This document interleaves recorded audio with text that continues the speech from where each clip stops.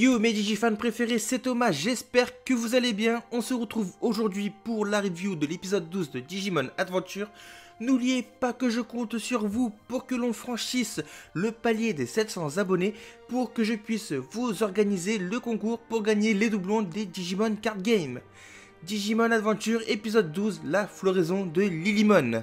Nous retrouvons donc Mimi et Palmon suite à leur chute dans le précédent épisode.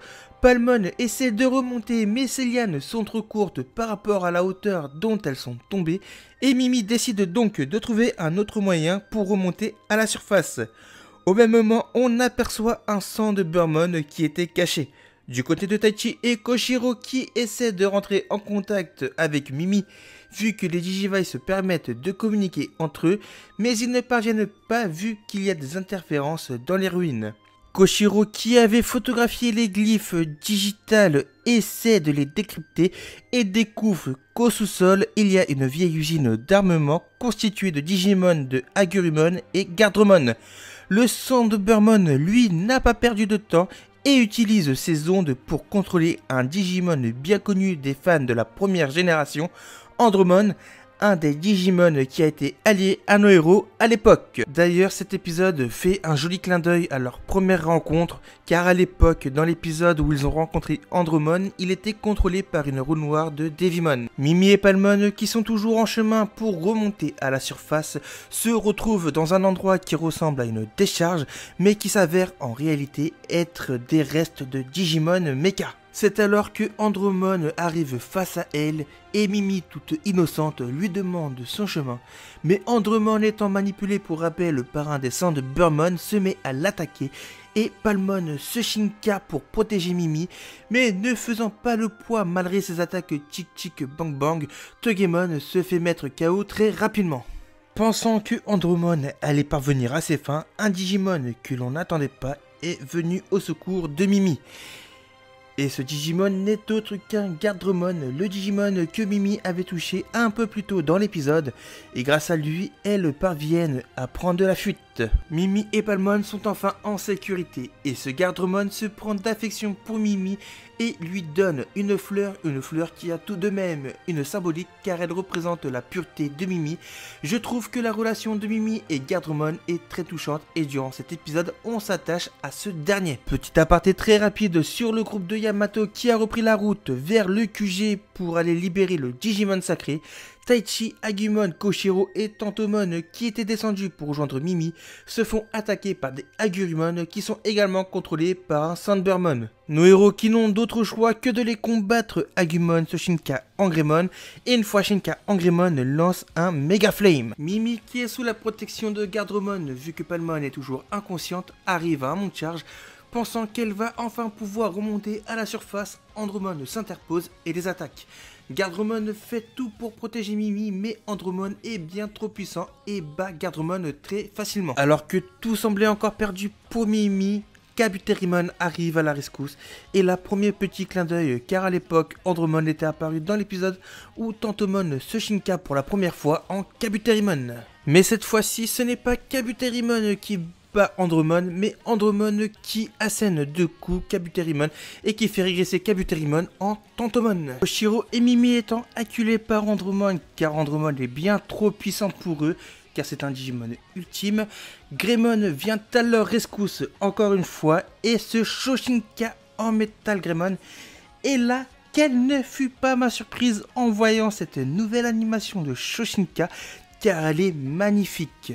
Par contre, même si je trouve que cette animation est splendide, je trouve vraiment dommage que le reboot se concentre seulement sur les animations de Agumon et Gabumon.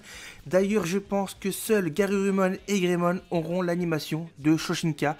Et les autres Digimon, déjà qu'ils n'ont pas l'animation de Shinka, je ne pense pas qu'ils auront l'animation de Shoshinka. Et je trouve vraiment ça dommage. Metal Greymon donne tout ce qu'il a et essaie de toucher Andromon, mais étant plus imposant, donc plus lent que Andromon, ne parvient pas à le toucher. Palmon qui s'était réveillé vient à ce Shinka pour aller en aide à Metal Greymon. Metal Greymon lui envoie son plus puissant Gigastorm et parvient à mettre à terre Andromon. Mais ça n'a pas été suffisant et Andromon se relève plus déterminé que jamais et lance son attaque missile Gatling en mode rafale. Les missiles touchant le plafond, ce dernier tombe. Togemon et Metal Greymon se voient dans l'obligation de retenir le mur pour éviter qu'il ne tombe sur les enfants. Andromon, qui était sur le point de terminer Mimi, se fait interrompre par Gardromon. Andromon vient à le piétiner. Les enfants ont enfin une réaction normale car ils sont choqués de la violence de la scène qu'ils viennent de voir. Mimi à bout pleure et veut faire payer Andromon pour ce qu'il a fait et cela enclenche le Shoshinka de Togemon en Lilymon. L'animation qui rappelle d'ailleurs l'animation de 99. Une fois notre gracieuse Lilymon en combat étant plus agile et plus douce que Metal Greymon, elle touche plus facilement Andromon. Et pour le finir, elle lui lance son attaque Canon Fleur.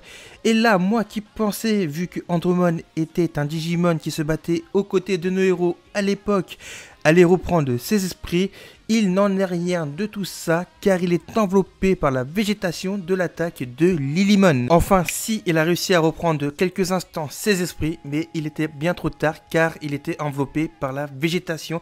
Une scène d'ailleurs qui m'a clairement fait penser à des scènes que l'on retrouve souvent dans les séries Gundam. Dans l'épisode de la semaine prochaine, on aura droit à Sora et Piomon car l'épisode sera centré sur elle. Donc j'attends cet épisode au tournant et voir si Sora sera développé. Dans sa globalité, cet épisode 12 est un très bon épisode. C'est un épisode très bien rythmé. Il sait nous apporter des scènes très marquantes et touchante et très émouvante. Le personnage de Mimi est l'un des personnages les mieux développés dans ce reboot. D'ailleurs, ce reboot, on peut remarquer qu'il est quand même beaucoup plus sombre et beaucoup plus prenant que la série de 99 et ça j'aime particulièrement. L'animation durant les combats est très correcte, très propre. D'ailleurs, l'animation du combat de Lilymon est très jolie avec tous ces pétales de fleurs qui volent. Les BGM, quant à elles, rien à dire dessus, elles sont très bien utilisées. D'ailleurs, dans cet épisode, on a eu le droit à la nouvelle BGM Extreme Fight. En soi, cet épisode 12 m'a réconcilié avec ce reboot. J'ai vraiment hâte de voir la suite et voir où va nous mener cette nouvelle aventure. Le petit point négatif, malgré que j'ai été surpris en la voyant dans cet épisode, c'est la nouvelle animation de Shoshinka qui est magnifique, mais qui je sais ne sera que pour Agumon et Gabumon et les autres Digimon n'y auront pas le droit. Voilà, la review de l'épisode 12 de Digimon Adventure est à présent terminée, j'espère qu'elle vous aura plu. Si c'est le cas, je compte sur vous pour bombarder la barre des pouces bleus. Dites-moi dans les commentaires ce que vous avez pensé de cet épisode. N'oubliez pas de venir me follow sur Twitter pour ne manquer aucune actu sur Digimon. Et surtout, si vous êtes nouveau, pensez à vous abonner. Et sur ce, je vous dis à dimanche prochain pour un nouvel épisode. Et d'ici là, matane!